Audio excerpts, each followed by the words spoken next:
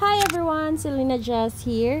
In this video guys, ako aday share sa inyo ang experience sa pagkuha nako sa akong gi-request nga document didto sa PSA.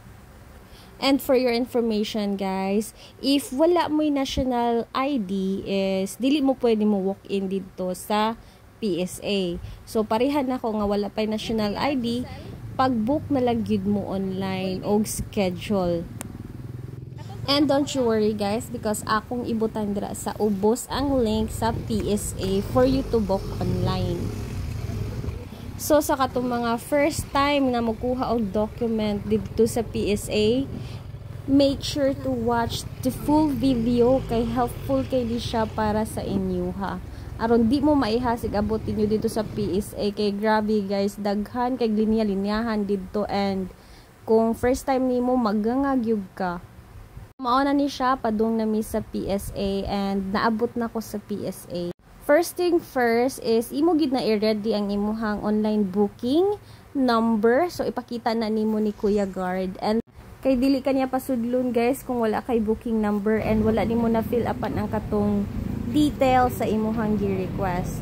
So right after nga makasulod ka ni Kuya Guard is ari na dayon ka sa step 2. It's the verification nga nagpa-book yung ka online. So, ilahan nang i-check ang imuhang ng information and details. So, mao na ni siya, tagaan yung kaani nila nga number. So, mao na siyang barcode man na or something. So, mao na siya ang step 2. Ara kadra mo linya sa kilid ha, kanang na table. Next guys is, padtuon ka nila dito sa tumoy because naa dito maglinya and tawagon ang mga number. Number I mean is the booking number nga imo gi-book online. And nasad sila gitawag nga self-service. So naglinya lang ko diri sa self-service no, cause as per the guard mas paspas daw ni siya diri. Right after nimo naka self-service sa encode sa information, mulinya ka diri sa kanang mga windows dira nga naibutang payments. And bayaran nimo ang imuhang request na document. Inigbayad nimo guys, imo lang i-ready ang imuhang one valid ID.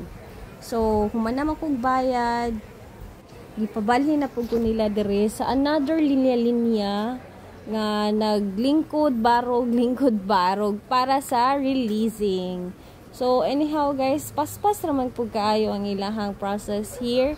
So, wala na siya ingon nga kanang balik lang mo after lunch ma'am, wala na may inana. So nakuha ra po dayon nako ang request. So maura to siya ang steps na inyong i-follow igabot ninyo sa PSA. So if you have friends na nga mokuha ay paog documents sa PSA, please share the link, and thank you so much guys. Bye.